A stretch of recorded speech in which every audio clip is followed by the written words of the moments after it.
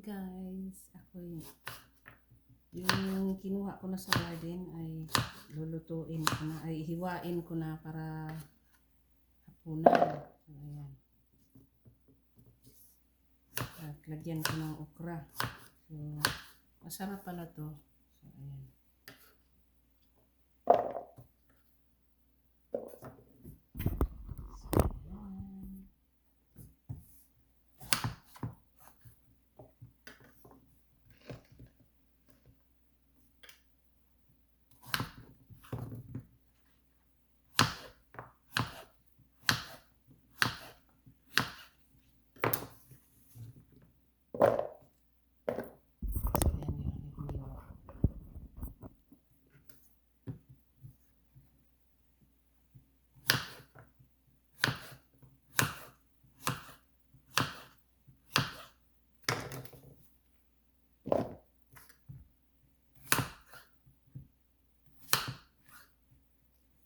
So, walang fertilizer.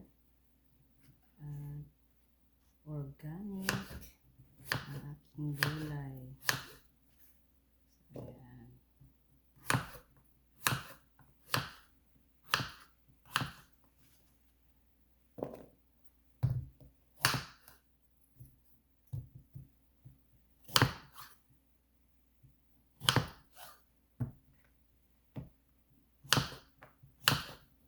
So you will eat with the legume. Ayan guys.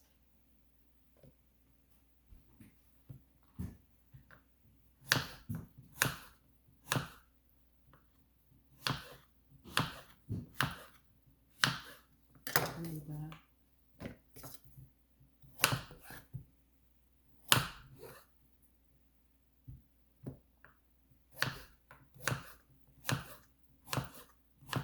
So yung gulay na kinuha ko sa garden, walang chemicals.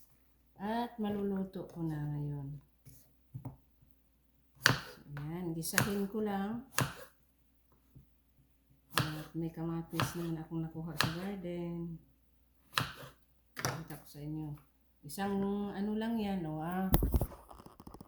halos mapuno yung. So ayan, yung kamatis galing sa garden, kinuha ko. So ito ay hugasan ko at hiwain ko din.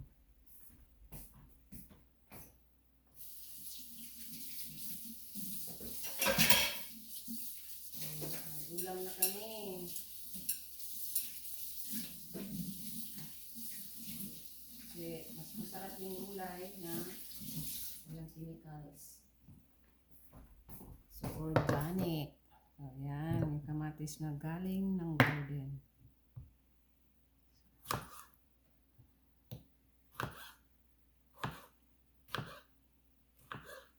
Yung medyo hilaw mamaya ay parisan ko yan ng bagoong.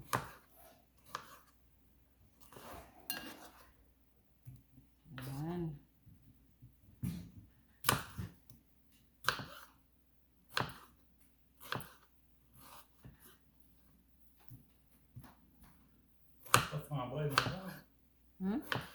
Il n'y a pas de framboise encore? Non.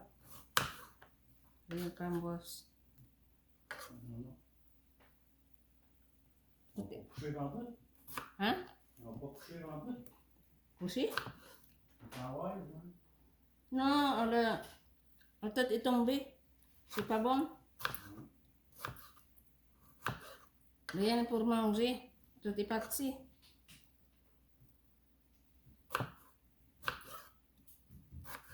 I will go in the village. I will cook when I'm home. See? Kamatis.